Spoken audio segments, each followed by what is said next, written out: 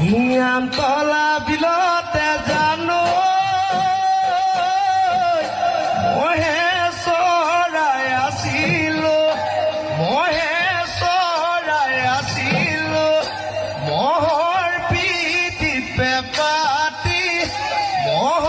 পিঠিতে পাতি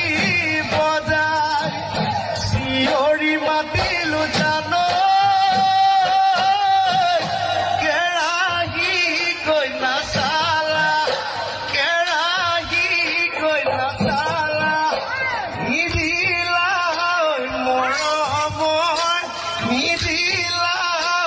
more